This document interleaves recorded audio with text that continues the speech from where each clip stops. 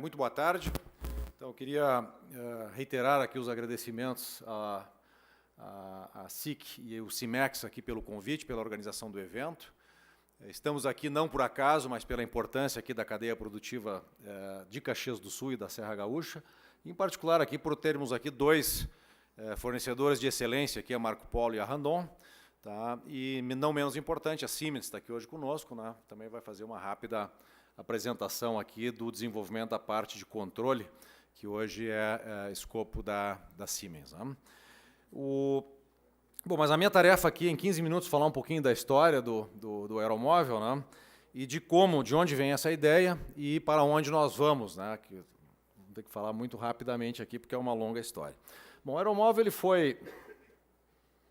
não é para baixo, não. Tá. Bom, o aeromóvel ele foi resultado, ou ele é resultado de uma visão, né? Uma visão que vem lá dos anos 50, né? 59, né? O fundador, o meu pai, trabalhava ainda na Varig. Ele foi, aos 26 anos, ele foi diretor técnico da Varig, né? E depois acabou saindo da empresa, né? Que hoje muitos, da época, né? Muitos chamaram isso de um ato de loucura, né? É mais ou menos como pedir demissão da Apple hoje, né? A Varig, em 59, ali, aliás, nos anos 60, era uma das mais importantes empresas brasileiras, né? Mas ele achou que deveria seguir carreira solo, né? Então abriu o Grupo Coester, lá começou em 63, e o aeromóvel sempre foi um projeto paralelo, né? Que é resultado de uma visão que eu vou falar aqui um pouquinho. Bom, o Grupo Coester fabrica equipamentos principalmente para a indústria, né? A indústria de petróleo e gás, indústria de saneamento e outras áreas industriais, principalmente no mercado brasileiro. Nós somos líderes em diversos setores na parte de automação de válvulas.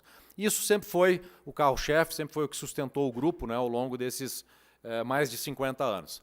O aeromóvel vinha como um projeto paralelo, como uma visão de futuro, como algo a desenvolver. Tá? E essa visão surgiu de uma provocação feita lá nos anos 50 pelo então presidente da Varig, Rubem Berta, né, onde o Oscar aí era o diretor técnico, né?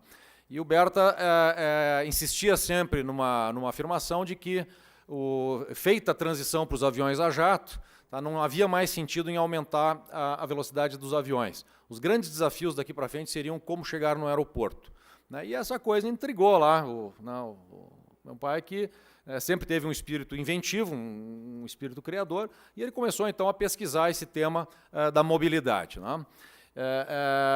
Buscando, então, um sistema segregado, um sistema que seja independente de todos os obstáculos das nossas vias e avenidas hoje, e hoje mais ainda do que na época, saturadas, né? E que também fosse um sistema sustentável, um sistema eficiente energeticamente, né? E que trouxesse conforto e qualidade para os seus usuários, né? Então, isso foi pensando nessas ideias que se chegou, né, ao que é o conceito do aeromóvel, né? Então, aqui tem uma rápida linha do tempo, né? O início aqui conceitual, aqui é o tempo da Varig, aqui essa foto é lá em Seattle, na sede da Boeing, quando a Varig trazia os primeiros 707 para o Brasil, né? Os primeiros produtos desenvolvidos na empresa, que eram intercomunicadores, esse para a gente falar dentro da empresa, falar entre departamentos.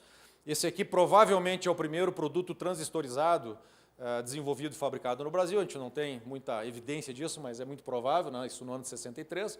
Né? E aqui começou então a operação da Coester, né? E aqui mais adiante, em 77, a ideia então do aeromóvel, né?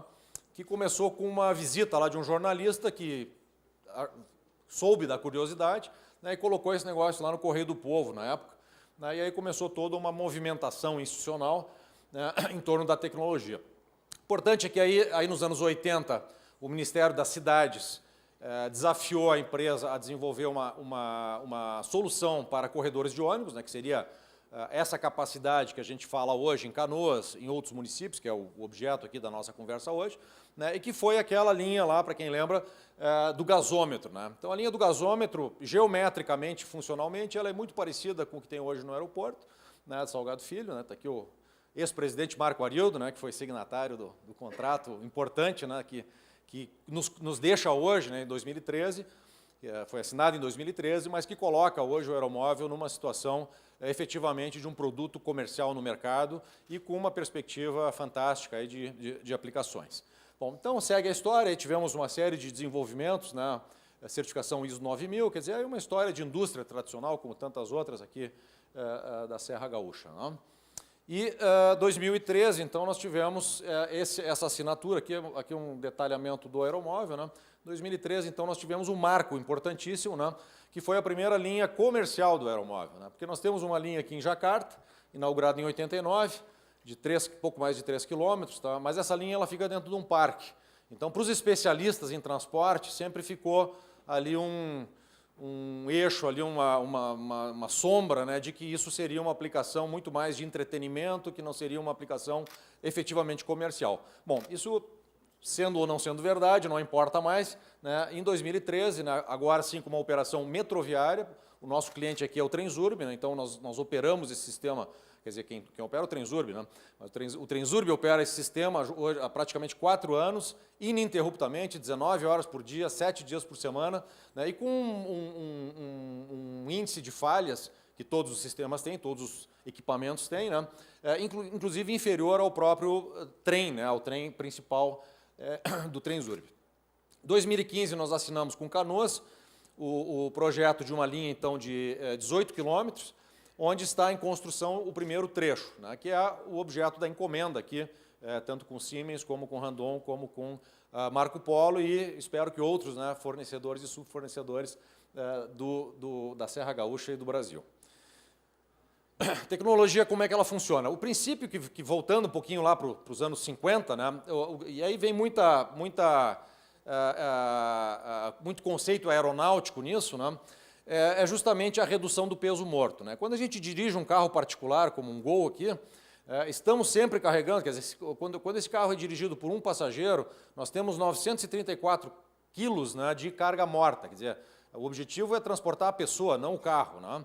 E, então isso a gente chama de peso morto. O peso útil é o passageiro, o peso morto é a quantidade de metal, pneu, borracha, gasolina, etc., que eu preciso levar junto, né, para transportar a pessoa, na verdade. E o aeromóvel aqui, depois da bicicleta, né, é o sistema que tem o menor peso morto por passageiro disponível no mercado. E aqui está o grande segredo. Quer dizer, quando a gente fala da propulsão pneumática, das válvulas, dos motores, dos ventiladores, tudo isso são métodos técnicos, são tecnologias para redução de peso. Né? Então, o conceito lá no início, né, do Sr. Oscar era um sistema em via elevada, que deveria ser, então, leve, né, para custar pouco, para ter pouco impacto visual também, para que não seja um viaduto, uma ponte gigantesca. Né? E, para fazer isso, né, foram reduzidos drasticamente os pesos a bordo. Então, retirados motores, retiradas todas as cargas que não fossem necessárias apenas para proteger o passageiro e dar o conforto para o passageiro. A próxima pergunta, bom, como é que faz andar esse carro, né? Já que ele não tem motor, já que ele não tem caixa de câmbio, já que ele não tem nenhuma mecânica a bordo. E aí vem justamente a propulsão a ar. Então aqui dá para ter uma ideia, né? Nós temos no aeromóvel em torno de 50 quilos de estrutura por passageiro contra 150, contra 119, quer dizer, no mínimo metade, né, de peso morto de qualquer outro sistema de transporte disponível, menos a bicicleta. Tá? Então, a solução técnica para essa redução drástica de peso é a propulsão a ar. Tá? O que foi feito? Né? Colocamos aqui ventiladores estacionários, né, que pressurizam o duto. Né? Essa aqui é a via onde o aeromóvel transita, e essa via é oca. Então, ela funciona como uma espécie de um túnel de vento, né, e onde esse ar é controlado através de mecanismos, de válvulas, de sistemas de controle, de propulsores. Fazendo uma analogia aqui, a gente pode dizer que isso é semelhante a um barco à vela. Tá? Então, um barco à vela invertido, né, essa vela está dentro de um duto, e este duto, o ar, né, que seria o vento, ele é controlado artificialmente. Então, de forma muito simplificada, né, esse é o princípio de funcionamento disso que a gente tem hoje em funcionamento no aeroporto, em Jacarta, do projeto de Canoas e tantos outros. Claro que a técnica melhorou muito, né? O sistema, a tecnologia de propulsão, dos ventiladores, do controle dos motores, isso evolui assim como um automóvel. Né? Então, se a gente pega um automóvel atual e o modelo T lá do Ford, né, o motor é igual, o motor ciclo-Otto, né, o conceito do motor é o mesmo. Agora, a gente pega o motor lá dos anos 30 e o motor de hoje, né, tem uma evolução enorme. O aeromóvel é parecido. Né? Então, a gente tem um conceito funcional aqui que é genuíno, que é igual lá dos anos 70, né, e depois uma série de desenvolvimentos que vêm sendo feitos, e certamente agora em Canoas e nos próximos desenvolvimentos, e aqui com os nossos parceiros em Caxias, né, com a Marco Polo, já apareceram várias soluções novas que não haviam sido pensadas, né, surge aí o amadurecimento e o aprimoramento tecnológico. Né. Como é que o aeromóvel funciona, como é que a gente coloca mais de um veículo? Né? Então, o aeromóvel ele funciona basicamente como circuitos. Aqui, para quem é da área de engenharia, é fácil de entender, para quem não for, a gente pode detalhar um pouco mais, mas, essencialmente, o aeromóvel são circuitos pneumáticos. Né? Então, aqui a gente tem um duto de ar, né, um propulsor, aqui um ventilador, que pressuriza esse ar e empurra o veículo. Aqui nós temos uma válvula que separa esses dois trechos, né, e assim por diante. Então, o sistema é separado em circuitos pneumáticos, né, que são seções, né, de concreto, fechadas por válvulas que se movimentam para permitir a passagem do carro, né, e o controle, então, da pressão do ar dentro desse duto é que faz o veículo se movimentar com muita precisão. Tá? Então, frenagem, aceleração, tudo isso é feito a partir da via. Né? Nós temos, na verdade, uma via ativa, né, uma via que traz a propulsão, e um carro, né, extremamente passivo. A única coisa móvel que tem no carro são as portas, né, que elas precisam abrir e fechar nas estações, e temos também um freio mecânico, né, que é para fazer a parada precisa na estação, uma vez que o ar ele tem um efeito elástico aqui que não permite fazer, por exemplo, uma parada com precisão de 5, 10 centímetros que o sistema demanda, né, para sincronia das portas. Aqui o outro conceito que vem daquela visão lá dos anos 50, né, a utilização de pressão baixa. O aeromóvel usa uma pressão muito baixa, 0,2 atmosferas, né, isso aqui, né, quando a gente enche o pneu lá, bota 30 libras no pneu, isso aqui são, sei lá, 3 libras e meia, né, então é um pneu murcho. Né. Essa é a pressão que tem dentro da linha. Tá, e isso foi feito propositalmente dessa forma, né, porque tendo uma via grande aqui com 1 metro quadrado de área, e uma pressão de 0,2 atmosferas, se consegue o empuxo necessário para movimentar um carro aqui com mais de 300 passageiros. Tá? Então, isso aí é a mecânica, né? é uma lógica newtoniana, né? De pressão. Né? Pressão é uma razão da área. Então, quanto maior for a área da vela, mais força a gente tem para... É a mesma coisa que o barco. Né? Quanto maior a vela do barco, mais força, mais pressão ele tem para fazer a propulsão, e a gente segue esse mesmo princípio. A razão de ser a pressão baixa é porque a pressão baixa ela é extremamente tolerante a vazamentos. Claro que a vedação que a gente tem aqui na via, né, e ao longo da via, essa vedação não é perfeita. Eu não mostrei aqui, ó, aqui em cima a gente tem uma borracha, ó, que veda. Né? Então, quando o mastro ali, ó, aqui está o veículo, né, aqui está a vela, né, então esse mastro passa, né, abre a borracha e essa borracha vai fechando. E, claro, essa vedação aqui não é perfeita, sempre tem um pouco de vazamento, né, e esse vazamento acaba não sendo significativo porque a pressão é muito baixa. Né, então, os ingleses usaram sistemas de alta pressão lá no século XIX, né, e fracassaram por isso. Né, usava pressão muito alta, qualquer vazamento, né, o desempenho ia a zero. Né, e com a pressão baixa a gente consegue ter uma tolerância, né, a vazamentos muito boa. Aqui o processo de construção da linha do aeroporto, aqui a gente pode observar o perfil da linha, né, então essa viga de concreto, que tem 3 finalidades. Tá? Uma delas é ser a via suspensa, onde o carro anda. A segunda finalidade é servir como o duto de ar, né, o túnel de vento. E a terceira finalidade, ela também é a saída de emergência. Então, numa situação que houve apenas uma em 30 anos, né, apenas uma vez houve uma evacuação do aeromóvel, que foi no dia da inauguração em Jacarta, infelizmente com o presidente da República a bordo. Né, então, foi o único incidente que a gente teve, por uma barbeiragem lá, porque o sistema não estava em operação automática ainda, né, quer dizer, o pessoal estava com pouco treinamento e havia uma pressão política lá, porque era uma data nacional, né, então tinha que inaugurar naquele dia e o pessoal fez uma barbeiragem. Essa foi a única situação em que até hoje se utilizou a saída de emergência do aeromóvel. Né. Aqui no Transurb nunca foi necessário, espero que continuemos assim. Terminou já? Ah, tá bom. E aqui o processo, então, de construção, né, isso aqui muitos perguntam, tá, mas e o tempo de obra, como é que é o tempo de construção? Tá, o aeromóvel é todo feito em vigas pré-moldadas, protendidas, né, uma vez que esse canteiro, que essa fábrica de vigas, ela está instalada e está fabricando as vigas, o processo de montagem é muito rápido. Né? Eu acho que a gente, quanto tempo, Eduardo? Uma viga por dia a gente monta?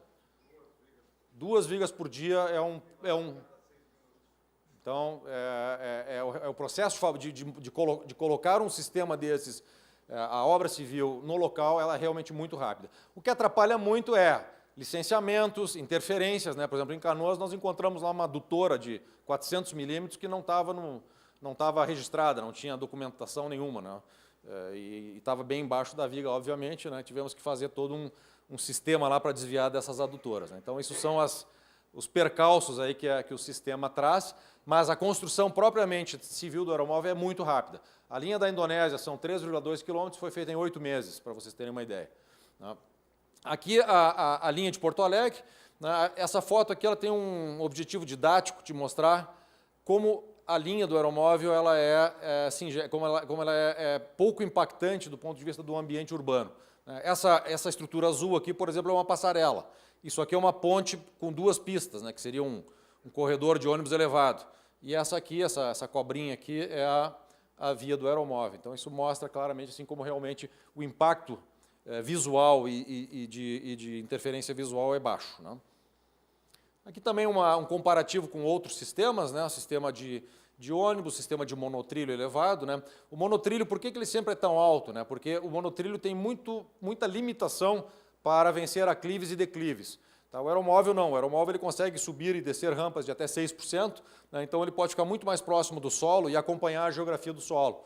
Tá? O monotrilho, vocês podem ver que ele sempre é uma estrutura como o metrô, né? Sempre são estruturas planas, né? Então, na verdade, a diferença do solo é corrigida na altura das colunas, né? E o aeromóvel não, ele vai acompanhando o nível do solo, e isso também tem um impacto aí visual e de custo bastante grande. Então, aqui a gente pode ter uma ideia comparativa assim, de como é que ele impacta na cidade. E depois nós queremos hoje explorar muito uma visão nova que nós estamos trazendo, que estava presente lá na visão inicial lá da criação do aeromóvel, mas que hoje está muito mais maduro, que é justamente, né, o impacto que o aeromóvel traz em devolver essa via, essa parte de baixo aqui para o cidadão, para o pedestre. Mas isso a gente vai explorar mais adiante. E a cadeia produtiva, nós vamos ver rapidamente aqui, depois temos apresentações específicas aqui, Marco Polo, né? Marco Polo foi um parceiro antigo, fizemos alguns desenvolvimentos conjuntos lá o sistema de janelas, por exemplo, que foi exportado para a Indonésia nos anos 80, é um sistema que a Marco Polo nos deu assessoria e nos emprestou as ferramentas para fazer aquelas janelas, né? E agora, efetivamente, né, era um namoro antigo, né? Então hoje temos um contrato aí de fornecimento dos 6 primeiros veículos, né, que a gente teve a oportunidade de visitar hoje de manhã aqui na fábrica, né? E temos uma entrega prevista agora para a metade do primeiro semestre. Randon, né, outro produtor de excelência aqui da Serra, trazendo inclusive tecnologias importantes estruturais onde tem larga experiência nas carretas rodoviárias, né? E o processo importantíssimo aqui de proteção dessa estrutura pelo sistema de eletroforese que a Randon tem, que é único, né, que é o maior do mundo hoje para grandes estruturas, e que permite que esse nosso chassis aqui rode por mais de 30 anos na via, né, sem problemas de corrosão. Siemens também, Siemens é o nosso parceiro para toda a parte elétrica de automação e comunicação, e também teremos uma apresentação pelo Walter aqui mais tarde, detalhando mais a participação da Siemens, aqui outro campo imenso aqui de desenvolvimento, né, e quem sabe de plantas aqui, que já foi feita uma solicitação, né, de investimentos da Siemens aqui na Serra Gaúcha, né, vamos ver se acontece. A Somax também, um parceiro tradicional da aeromóvel, todos os ventiladores do sistema aeromóvel foram produzidos em parceria com uma empresa americana chamada Chicago Blower, está aqui o Rochedo também, nosso parceiro lá do Rio de Janeiro, né? E obrigado pela presença aí, Rochedo. E fornecedor dos sistemas, os 2 sistemas em Porto Alegre e agora do sistema do aeroporto, também Canoas, né? Então, isso aí são ventiladores industriais especificamente desenhados, né, para esta aplicação e para outras aplicações. Quer dizer, esse ventilador ele tem que dar exatamente a curva de vazão e de pressão necessária para cada tamanho de veículo, tamanho de seção de via, né, velocidade, comportamento que a gente quer de cada sistema, né? Os trilhos, também uma parceria importante com a IAT Pandrol, que é uma empresa originalmente brasileira, uma empresa localizada ali próximo ao aeroporto, né, hoje faz parte de um grupo francês, Pandrol, né? E aqui nós estamos inovando ao colocar em Canoas um sistema de amortecimento dos trilhos, né? Os trilhos normalmente são presos embaixo, aqui pela sapata, aqui, né? E esse sistema é uma borracha que prende o trilho pela alma. Tá? Isso aqui é uma tecnologia usada em metrô para lugares onde a vibração é um problema. Por exemplo, quando o metrô passa por baixo de um edifício, de uma área comercial, e sempre tem aquela transmissão de vibração para o edifício que não é desejado. Então, no sistema de Canoas, 100% do sistema utilizará esta borracha de fixação do trilho, né, que permite um grau de silêncio, de conforto e de redução de vibração muito maior. E para fechar aqui, alguns dados energéticos, né, da questão da eficiência do aeromóvel. Então, isso aqui são dados reais da operação do Transurb, né, e nós temos aqui o valor, né, em reais da despesa energética do sistema aeromóvel por mês. Né. Então, a gente vê aqui que, na média, a despesa do sistema é na ordem de R$30 mil para operar 19 horas por dia, 7 dias por semana, né, todos os dias do mês, e o que é realmente um valor bastante pequeno, né, para um sistema público de transporte. O mais importante disso é que desse valor, essa tabela menor é o que efetivamente é gasto em propulsão. Quer dizer, dos R$30 mil, nós temos em torno de 15 mil, aqui teve um problema de vedação, por isso que tem esse aumento aqui de energia. Tá? Mas 1/3 dessa energia é efetivamente propulsão. Então, 2/3 é ar-condicionado da estação, 1/3, né, é a energia que realmente o sistema precisa para movimentar. Quer dizer, para manter um carro de 300 passageiros andando 19 horas por dia, todos os dias, tá, a Transurb gasta hoje R$11 mil de energia elétrica. Então, esses são números fantásticos, são números, por exemplo, dentro do consumo de energia do Transurb, isso aqui é totalmente desprezível. Né? Bom, rapidamente era isso, desculpe, me passei um pouquinho no tempo, né? Agradeço aí a atenção e vamos adiante, Boaz, já devolvo a palavra aqui. Muito obrigado.